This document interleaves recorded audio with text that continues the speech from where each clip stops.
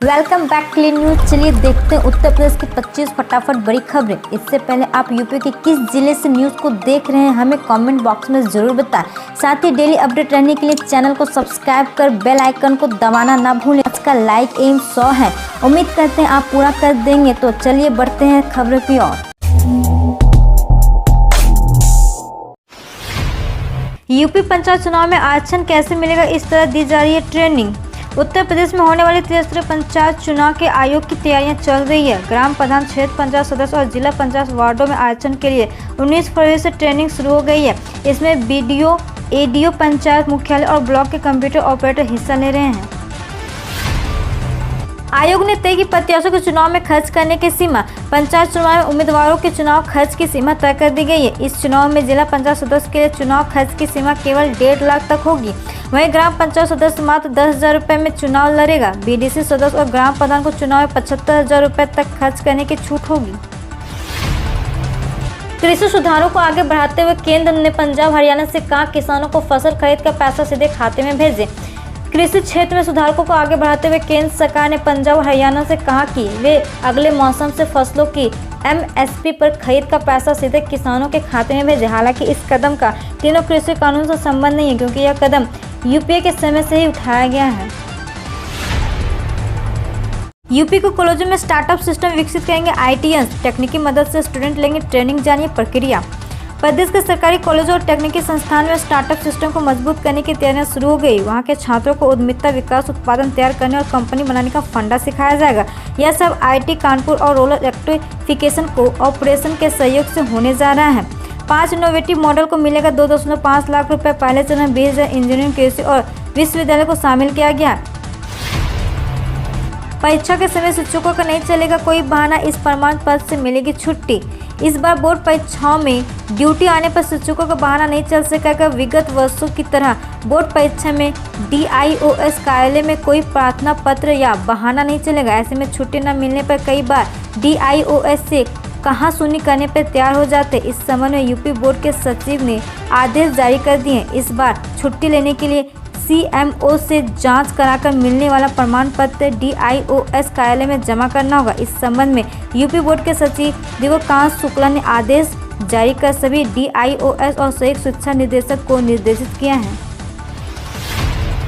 विधानसभा में दी गई पूर्व राष्ट्रपति प्रणब मुखर्जी और पूर्व राज्यपाल मोतीलाल वोरा को श्रद्धांजलि। उत्तर प्रदेश विधानमंडल के बजट सत्र के दूसरे दिन भी काफी हंगामा के बाद भी शुक्रवार को विधानसभा में मुख्यमंत्री योगी आदित्यनाथ पहुंचे। उनके साथ सदन में मौजूद सभी ने पूर्व राष्ट्रपति प्रणब मुखर्जी के साथ उत्तर प्रदेश के पूर्व राज्यपाल मोतीलाल वोरा को श्रद्धांजलि दी। इस दौरान भी विधान परिषद में प्रोटेम स्पीकर की नियुक्ति को लेकर विपक्ष का हंगामा चलता रहा। सरकार अब 22 फरवरी को बजट पेश करेगी। प्रदेश में पहली बार पेपरलेस बजट पेश किया जाएगा। कोरोना काल में भी नहीं रुकी यूपी के विकास की रफ्तार। उत्तर प्रदेश भारतीय जनता पार्टी के अध्यक्ष स्वतंत्र देव सिंह ने कहा कि मुख्यमंत्री योगी आदित्यनाथ के नेतृत्व वाली भाजपा सरकार ने कोविड के आपातकाल में भी उत्तर प्रदेश के विकास की गति प्रभावित नहीं हुई है। यह जनता के प्रति दायित्व और प्रतिबद्धता का अप्रतिम उदाहरण है। सेना, पुलिस, मेडिकल और प्रशासन समेत इन विभागों में निकली सरकारी नौकरी। सरकारी नौकरी के लिए आवेदन करने की तलाश करने वालों के लिए हम देश भर में निकली सरकारी नौकरियों की जानकारी दे रहे हैं। आप अपनी पढ़ाई और एक्सपीरियंस के मुताबिक नौकरी के लिए आवेदन कर सकते हैं। किसी भी विभाग में निकली सरकारी नौकरियों के लिए आवेदन करने से पहले संबंधित विभाग द्वारा उस पद पर भर्ती के लिए जारी किए गए नोटिफिकेशन को जरूर पढ़ लें। Uttar Pradesh power corporation limited UPPCL ने एडिशनल प्राइवेट सेक्रेटरी पद पर भर्ती के लिए आवेदन आमंत्रित किए हैं। इच्छुक उम्मीदवार 3 मार्च से 24 मार्च 2021 तक ऑनलाइन मोड के माध्यम से आवेदन कर सकेंगे। यूपी में 5,500 करोड़ का निवेश करेगी स्वीडिश कंपनी आइकिया। रोजगार सृजन की दिशा में योगी सरकार का बड़ा कदम। यूपी में रोजगार सृजन की दिशा में योगी सरकार ने शुक्रवार को एक और ऐतिहासिक कदम बढ़ा दिया। राज्य सरकार ने शुक्रवार को फर्नीचर और होम अप्लायंस बनाने वाली दुनिया की सबसे बड़ी कंपनी में से एक आइकिया के साथ एमओयू साइन किया। नोएडा में आइकिया भारत का अपना सबसे बड़ा आउटलेट शुरू करने जा रही है। कंपनी के साथ वर्चुअल एमओयू हस्ताक्षर कार्यक्रम में मुख्यमंत्री योगी आदित्यनाथ खुद मौजूद है। कंपनी नोएडा में अपना पहला स्टोर शुरू करने जा रही है। इसके लिए आइकिया प्रबंधक ने नोएडा में यूपी सरकार से 850 करोड़ की जमीन खरीदी है। होली त्योहार में घर जाना हुआ मुश्किल, कई ट्रेनें हुई रद्द, कुछ के बदले रूट। यदि आप होली त्योहार में घर जाने की तैयारी कर रहे हैं तो यह खबर आपके लिए ही है। जी हां, इंडियन रेलवे के इस सेंट्रल मंडल ने होली से ठीक पहले कई ट्रेनों को एक सप्ताह के लिए रद्द कर दिया। दरअसल सोनपुर मंडल के बछवाड़ा स्टेशन पर रेल यार्ड रीमॉडलिंग का काम चल रहा है, जिसके कारण इस रूट पर चलने वाली 28 स्पेशल ट्रेनों को रेलवे ने 7 दिनों के लिए रद्द कर दिया। रेलवे ने कहा कि आने वाली 25 फरवरी से 2 मार्च तक इस रूट पर 28 स्पेशल ट्रेनों का परिचालन बंद रहेगा। गौरतलब है कि इन रूट की ट्रेनों के रद्द हो जाने से कई यात्रियों के लिए परेशानी हो जाएगी। खासकर यूपी, एमपी और बंगाल से आने वाले यात्रियों के लिए इससे काफ़ी परेशानी उठानी पड़ेगी। दिल्ली एनसीआर आने जाने वाले लाखों ट्रेन यात्रिकों के लिए एक बड़ी खुशखबरी। ये ट्रेनें अब गाजियाबाद में भी रुकेगी। रेलवे 22 फरवरी से 35 नई पैसेंजर और ईएमयू ट्रेनें को फिर से शुरू करने जा रही है। ऐसे में गाजियाबाद स्टेशन से ही यात्री मेरठ, हापुड़, अलीगढ़, बुलंदशहर, खुर्जा, मोदीनगर, दादरी, पिलखुआ, फरीदाबाद, गुरुग्राम, सोनीपत, पानीपत, नोएडा और ग्रेटर नोएडा के लिए ट्रेन पकड़ सकते हैं। चारा घोटाले में लालू प्रसाद यादव को बड़ा झटका, हाईकोर्ट से नहीं मिली जमानत।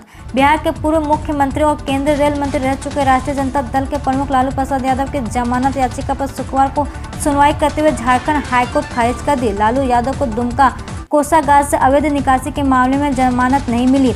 झारखंड हाईकोर्ट ने लालू की जमानत याचिका खारिज करते हुए उन्होंने बेल देने से इनकार करते हुए कहा कि आधी सजा पूरी होने में अभी करीब 2 महीने कम है, इसलिए उन्हें ऐसे हालात में बेल नहीं दी जा सकती। अदालत ने लालू यादव को 2 महीने बाद इस नई जमानत याचिका दायर करने को कहा है।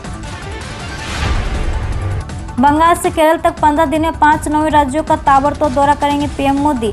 भारतीय जनता पार्टी एक बार फिर प्रधानमंत्री नरेंद्र मोदी के चेहरे पर सत्ता के गलियारों तक पहुंचने की कोशिश में जुट गई है। इस वर्ष होने वाले 5 राज्यों के विधानसभा चुनाव को ध्यान में रखते हुए प्रधानमंत्री नरेंद्र मोदी अगले 15 दिनों में इन राज्यों का ताबड़तोड़ दौरा करेंगे। इस दौरान वे कई परियोजनाओं का उद्घाटन शिलान्यास करेंगे। संभावना की चुनाव आयोग मार्च के पहले सप्ताह में 5 राज्यों के चुनाव की घोषणा करेगा। इससे पहले पीएम मोदी 27 फरवरी को केरल जाएंगे। इसके बाद 28 फरवरी को पश्चिम बंगाल, फिर 1 मार्च को तमिलनाडु और 2 मार्च को असम का दौरा करेंगे। पेट्रोल और डीजल की गाड़ियों की कीमत पर नितिन गडकरी का बड़ा बयान, जानिए कितनी हो जाएगी कीमत। देश में पेट्रोल और डीजल की आसमान छूती कीमतों के बीच सड़क परिवहन मंत्री नितिन गडकरी का पेट्रोल और डीजल की गाड़ियों की कीमत को लेकर बड़ा बयान आया है। उन्होंने कहा कि देश में अधिक से अधिक इलेक्ट्रिक वाहनों को चलाए जाने पर जोर दिया जाएगा। उन्होंने कहा कि ऐसे में अगले 2 साल के दौरान पेट्रोल और डीजल से चलने वाले वाहनों की कीमत एक समान किए जाने के प्रयास किए जाएंगे। जमा पर ब्याज दर घटा सकता ईपीएफओ। सेवानिवृत्त कोष प्रबंधक निकाय ईपीएफओ वित्त वर्ष 2020-2021 के लिए भविष्य निधि जमा प्रोविडेंट फंड डिपॉजिट पर ब्याज दर की घोषणा 4 मार्च को कर सकता है। 4 मार्च को कर्मचारी भविष्य निधि संगठन के केंद्रीय न्यासी मंडल की श्रीनगर में बैठक है। इसमें ब्याज दर की घोषणा करने के प्रस्ताव पर फैसला लिए जाने की संभावना है। बलूचिस्तान में पाकिस्तानी सेना को बड़ा झटका, विद्रोहियों ने की 5 सैनिकों की हत्या। पाकिस्तान सेना के खौफनाक और क्रूरतापूर्ण कार्रवाई से परेशान बलूचिस्तान के लोगों ने अब बदला लेना शुरू कर दिया। यही कारण है कि अब आए दिन बलूचिस्तान में पाकिस्तानी सेना की मौत की खबर सामने आती रहती है।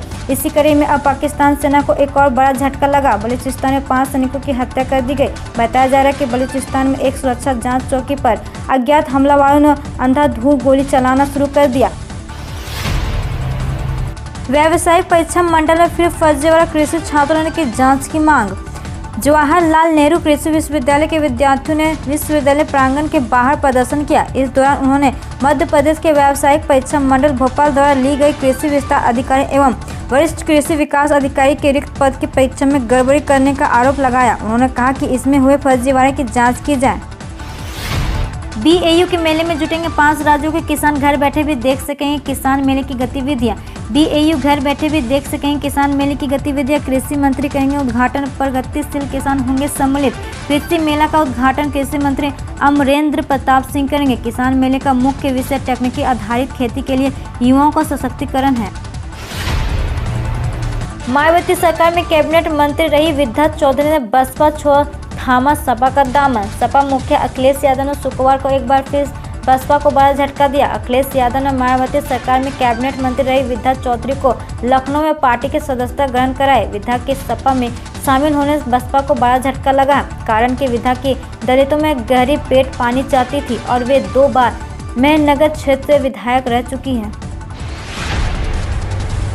समाजवादी पार्टी बड़ा कुनबा अखिलेश यादव की मौजूदगी में कई बड़े नेता सपा में शामिल। समाजवादी पार्टी के अध्यक्ष अखिलेश यादव ने शुक्रवार को प्रेस कॉन्फ्रेंस कर कई बड़े नेताओं को पार्टी की सदस्यता ग्रहण कराई। दोनों पीड़ित लड़कियों का हुआ अंतिम संस्कार, गांव में भारी सुरक्षा। उत्तर प्रदेश के उन्नाव में जो कांड हुआ उसमें एक लड़की अभी भी अस्पताल में जंग लड़ रही है। शुक्रवार सुबह अस्पताल की तरफ से लड़की की हालत पर ताजा अपडेट दिया जा रहा है। दूसरी ओर उन्नाव कांड में मृत मिली दोनों लड़कियों का आज अंतिम संस्कार किया गया। इस दौरान गाँव में भारी संख्या में सुरक्षा दलों की तैनाती की गई। पेंशन धारकों के लिए बड़ी खबर है, इन दस्तावेजों को नहीं जमा करवाया तो कट सकती है पेंशन।